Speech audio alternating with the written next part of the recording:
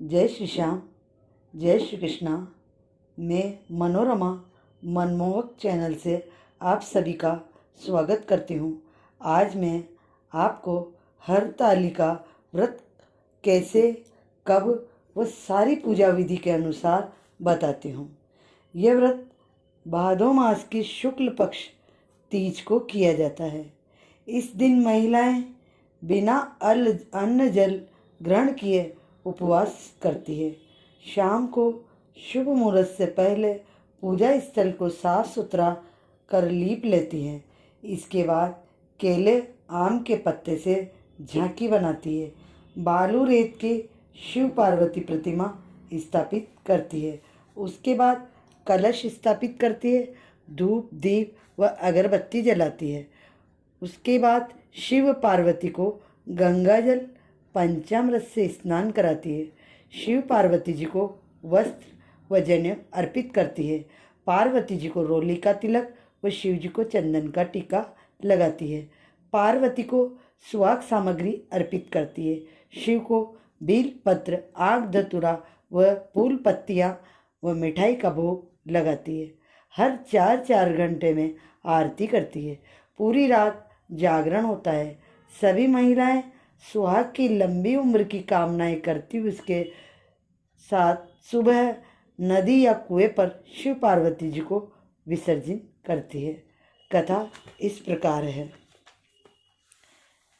रमणी कैलाश शिखर पर बैठी माँ पार्वती भोलेनाथ से कहती है, हे प्राणनाथ, हमें ऐसा कोई गुप्त व्रत बताइए जो सभी धर्मों में सरल वो परिश्रम भी अधिक ना करना पड़े और फल भी अधिक मिले। प्राणनाथ, आप मेरे प्रश्न से अगर खुश हैं तो आप गुप्त व्रत की विधि विधान से बताइए।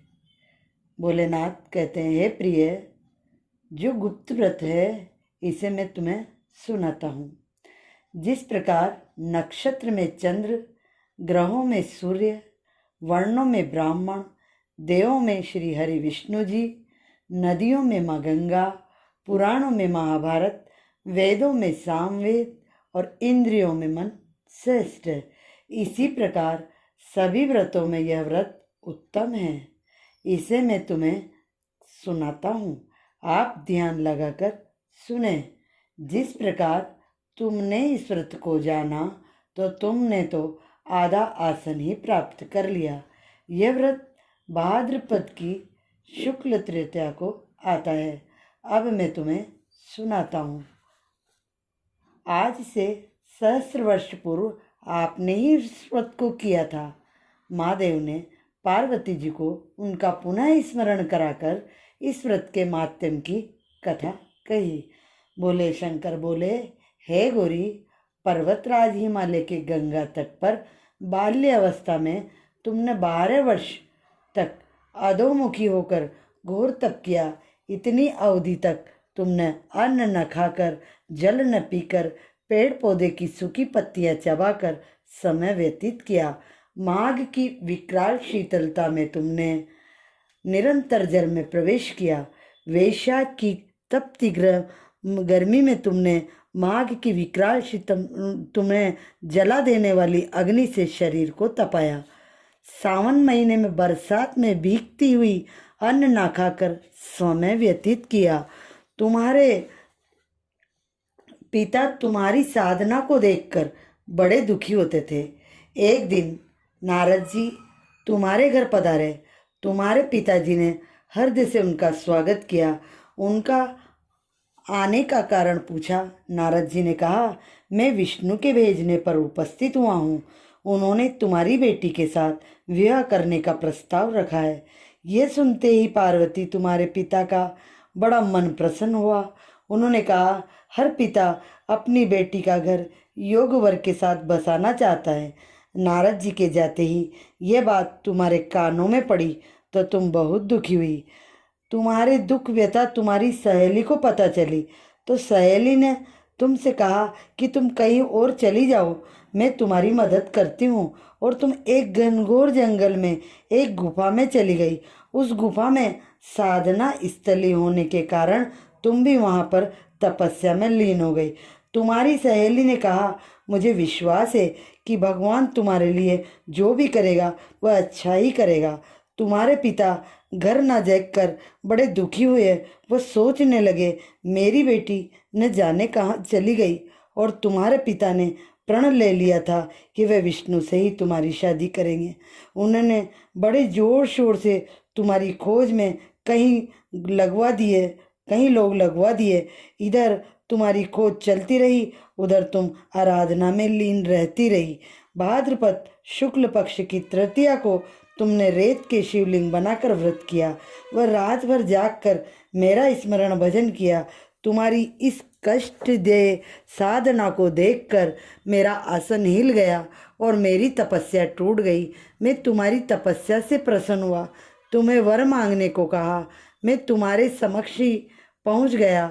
तुमने कहा, अगर आप मेरी तपस्या से खुश हो तो मैं तो आपको अपना पति मान चुकी हूँ, आप मुझे अपनी अर्धांगिनी बना लीजिए। मैं तुम्हारी तपस्या से इतना प्रसन्न हो चुका था और मैंने बोल ही दिया, तथास्तु तथास्तु तथास्तु, और मैं कैलाश को लौट आया। बाद में तुमने रेत का शिवलिंग को गंगा में विसर्जन करने के लिए जैसे ही किनारे पर आई तो वहाँ तुम्हारे पिताजी तुम्हें देखकर बड़े प्रसन्न हुआ। बेटी, तुम कहाँ थी इतने दिनों में? तुम्हें हमने बहुत ढूंढा। पिता ने कहा, अब बेटी घर चलो। तुमने कहा, पिताजी मैं एक शर्त पर घर चलूँगी। मैं महादेव को अपना पति मान चुकी हूँ, अब मैं उनसे ही ब्याह करूँगी। पिताजी ने कहा, हे बेटी, तुम जो कहोगी मैं वही करूँगा। तुम्हारे पिता ने कुछ दिन बाद तुम्हारा विवाह विधि विधान से मेरे साथ करवा दिया। इसी व्रत एवं तपस्या से तुमने मुझे पाया है। हे पार्वती, भाद्रपद की शुक्ल तृतीया में तुमने तुम्हारी आराधना से मुझे पाया है, उसी के फलस्वरूप मेरा तुमसे भी विवाह हो सका है।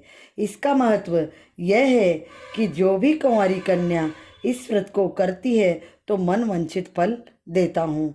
वह सौभाग्यशाली स्त्री आस्था व श्रद्धा से इस व्रत को करती है, वह उसका सौभाग्य अखंड रहता है, वह मनवांछित फल उसे मिलता है। बस इस व्रत को श्रद्धा, निष्ठा, आस्था से करना चाहिए और हर ताली का व्रत कथा संपूर्ण हुई। यह व्रत करने वाली स्त्रियां सौभाग्यशाली व सदा सुहागन रहती है। मैं मनमोहक मनोरमा शर्मा आप सभी को कहती हूँ, लाइक शेयर व सब्सक्राइब जरूर करें।